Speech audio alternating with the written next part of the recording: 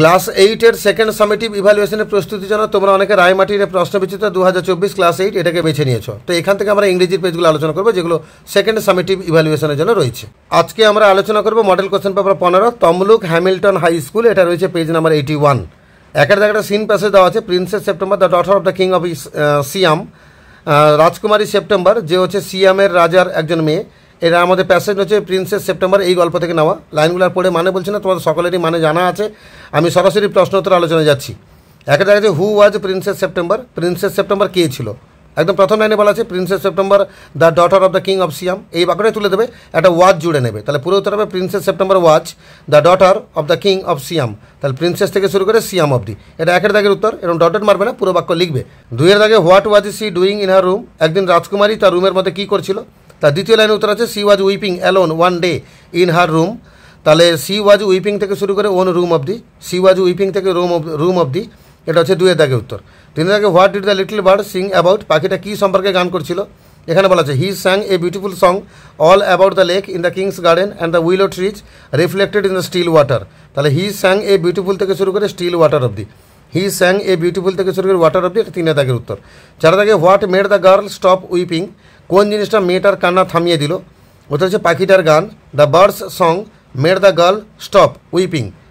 আর চার দাগে what did the little bird want, ওই ছোট্ট পাখিটা কী চাইছিল না, সেই চাইছিল রাজকুমারীর সাথে থাকবে। The bird wanted to live with princess September. একটা আনসিন দিয়েছে as many as 87,026 Indians রিনাউন্সড the citizenship till June this ইয়ার।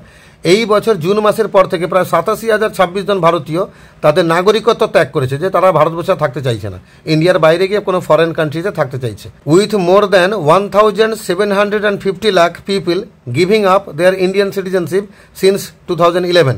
2011 সাল থেকে 1750 লাখের বেশি লোক তারা তাদের কিন্তু ভারতীয় নাগরিকত্বকে ত্যাগ করেছে। The number of Indian nationals exploring the global workplace has been significant in the last 2 decades. গত 2 দশকে, ডিকেড মানে কি দশক, 10 বছরকে এক ডিকেড বলে। তো গত 2 দশকে ভারতীয় নাগরিকরা তারা কিন্তু বিদেশে কর্মক্ষেত্র খুঁজতে চাইছে, ভারতবর্ষে কাজ পাচ্ছে না, ফলে তারা বাইরে গিয়ে বসবাস করছে। Many of them have chosen to take up the foreign citizenship for reasons of personal convenience, the government said. আর সরকার কি বলছে যে অনেকে ভারতবর্ষ ছাড়ছে তারা তাদের ব্যক্তিগত সুবিধার জন্য এবং বিদেশি নাগরিকতাকে গ্রহণ করছে ব্যক্তিগত সুবিধার জন্য। দুখানা এমসিকিউ দেওয়া আছে, citizenship is being given up by the Indians, আর citizenship is being given up for better job. আর দুখানা ট্রু ফলস আছে, more Indians are looking for jobs abroad, abroad মানে বিদেশ, অধিকাংশ ভারতীয়রা বিদেশে গিয়ে কাজ খুঁজছে, অবশ্যই ট্রু, টি লিখলাম। Decades after decades Indian people are migrating, তো দশকের পর দশক ভারতীয় লোকেরা কিন্তু মাইগ্রেটিং করছে। এখানে বলা আছে 2 ডিকেড, দুটো ডিকেডস বলেছে। তো 2 ডিকেডকে আমরা কখনো ডিকেডের পর ডিকেড বলবো না, দশকের পর দশক বলবো না, তাই ফলস লিখলাম।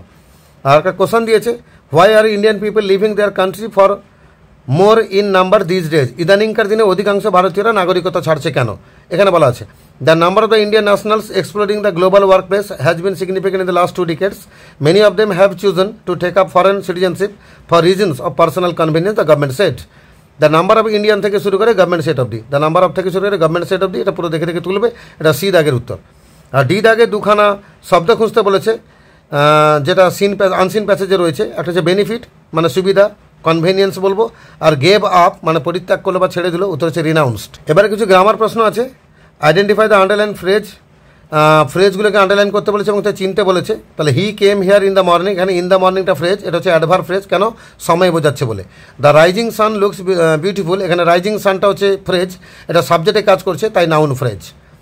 আর তারপরে ক্লজকে আন্ডারলাইন করতে বলেছে এবং কি ক্লজ বলতে বলেছে, I know the boy who came to meet you, তাহলে who came to meet you এটা ক্লজ, কি ক্লজ না অ্যাডজেক্টিভ ক্লজ।